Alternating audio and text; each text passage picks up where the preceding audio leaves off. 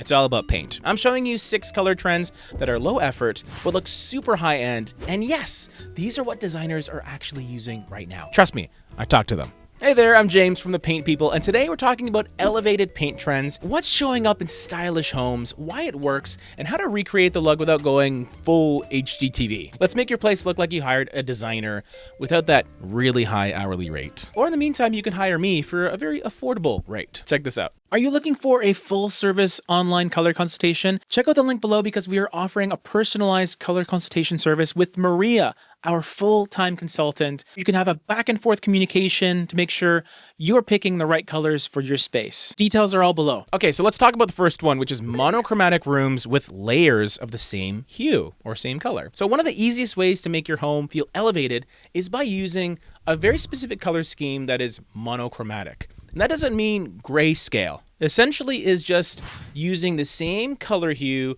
but using various levels of depth.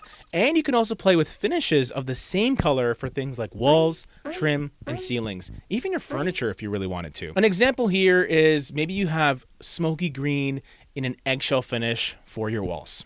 Sounds good, right? But then you have the same smoky green color in a satin, or more specifically a semi-gloss on your trim to give you a little bit of a difference in finish or sheen level.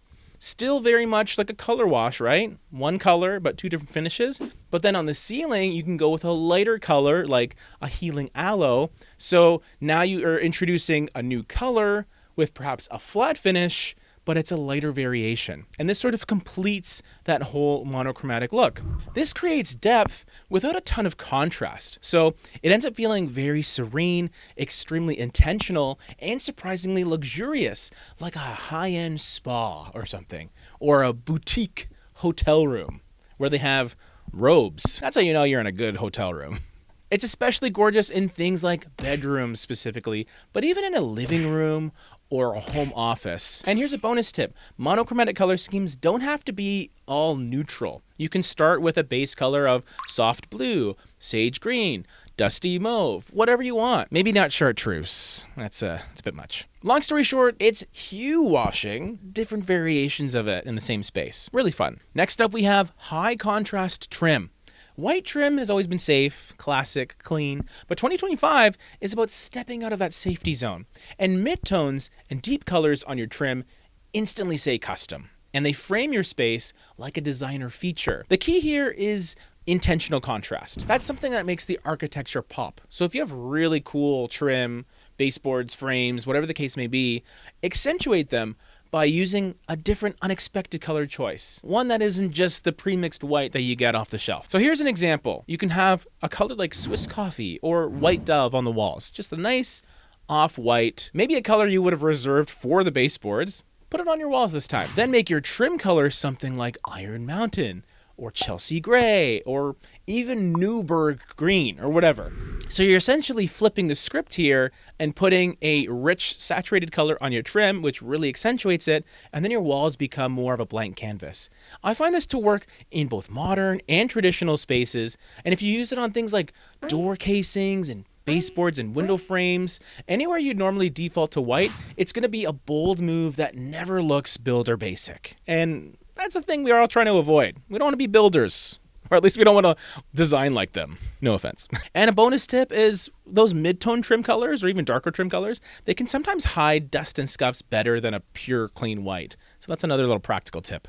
In fact, I did a color palette for a spa owner, and he specifically said, I want to keep my dark baseboards because they hide the hair really, really well. True story. I know you're watching. Number 3, earthy, rich accent walls. Oh, yeah. Oh, yeah. Now, I'm not talking about the red wall in your aunt's kitchen from 2009 or my mother's dining room. Today's accent walls are grounded, earthy, and kind of complex. They make a room feel cozy but refined, especially when you use it to anchor a specific focal point in a space. So anywhere you want to draw the eye, whether it's behind the TV or a fireplace mantle or the headboard of your bed, anywhere you want to become a target, accent walls are great for that. And some awesome colors that I love to use as accent walls. Appalachian brown for one, rich chocolatey, stunning behind a canopy bed that's much lighter, or a leather couch and you kind of lean into those browns. Or you can use Cushing green, which is a historic, lush, moody green that is just beautiful in the best way possible. Or you can even have a color like baguette. Yummy, yummy. I ate one earlier today, so maybe that's why I'm thinking of the color. But it's a warm brown beige hybrid that plays beautifully with woods and brass and any warmer metals in general. So not only can you use these behind a headboard or a fireplace, but you can use this on things like built-ins in your dining room, for example. So there's a lot you can do. It's an easy way to add sophistication without fully committing to a whole room color. And then if you don't like it in a year, you just got to paint one room. I mean, with a little more brushwork on the sides, but I digress. All right, number 4 is painted ceilings. The fifth wall finally getting love again. This is one that I don't necessarily recommend all the time. I do still think that having a white ceiling is just the best way to maximize light reflectance from a practical standpoint. But if you want to instantly make your room feel like your designer level, you got to paint the ceiling. And you don't have to paint it white, you can go with a color. By painting your ceiling in a coordinating color, you create a bit of a cocoon-like effect that adds dimension and polish. And you can go tonal with a lighter version of your wall color, or even go bold in those smaller spaces. So colors like Booth Bay Gray or November Skies in powder rooms. Or you can even pick pale oak or Collingwood or something for a bit of a subtle tonal ceiling. Or you can try a deep hue like Mysterious in a dining room for serious drama. Ceilings reflect light differently than walls, so the color will shift throughout the day, making it very dynamic and interesting. This is honestly a favorite trick of high-end designers. You'll see it in show homes, but rarely in regular ones until now. And you know what? I think I might do it too. I'll have to ask my wife though. Number 5, if you don't know this one, now you know. Warm neutrals that replace cool grays. We all know gray had its time. It's tired. Now it's all about warm and creamy neutrals that still feel modern and add much more of a welcoming energy to your home. Because cool grays can feel flat and sterile, especially in natural light, right? So you want those warmer neutrals that bounce light beautifully and work with woods and brasses and woven textures in a really beautiful, comforting way.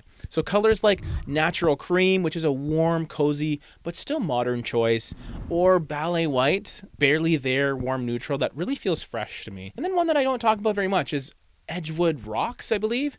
Think taupe, but a little more elevated and classy. These colors are great for full home palettes because they're flexible, timeless, and pair well with more adventurous accent colors. If you still really want a cool tone, you could try something like Wish, which is a warmer gray with a bit of life in it. Number 6, glossy paint in unexpected places. Now, we usually think of high gloss for things like maybe an exterior front door you really want to accentuate, or perhaps baseboards. But in 2025, it's showing up on walls and ceilings and cabinetry, even entire rooms, believe it or not. It's bold, reflective, and screams drama, but the good kind. Think of a color like Black Panther in a high gloss for a powder room, or even in an accent room, or deep royal on a front door, or even a bookcase wall. And then a color like Dinner Party in like a dining room ceiling or something. And that might be my favorite implementation of a high gloss paint. The ceiling in a dining room, especially if you have a nice, beautiful family dinner and you have candles lit. And then all of it is just reflected onto the ceiling like a mirror. It is magical. High gloss finishes reflect light like crazy, making dark rooms feel moody but not flat. And it adds that, why does this look expensive kind of energy. Just make sure to prep your surface very, very well because high gloss shows everything. So in some cases, I recommend even a brand new skim coat of spackle and mud just to make sure you're not having any bumps or imperfections. And then another fun trick is just balance that high sheen and gloss with soft textures like velvet and linen or boucle to balance that shine, because it is pretty intense when you see it in person, especially in the more saturated colors. Paint is still one of the most affordable ways to transform your space, and these trends prove you don't need a massive budget to get that designer feel. Which of these are you excited to try? Let me know in the comment section below if I gave you some fresh ideas, and give it a like and hit that subscribe button. We've got new episodes twice a week with color combos, home tips. Until next time, keep it fresh and paint smart.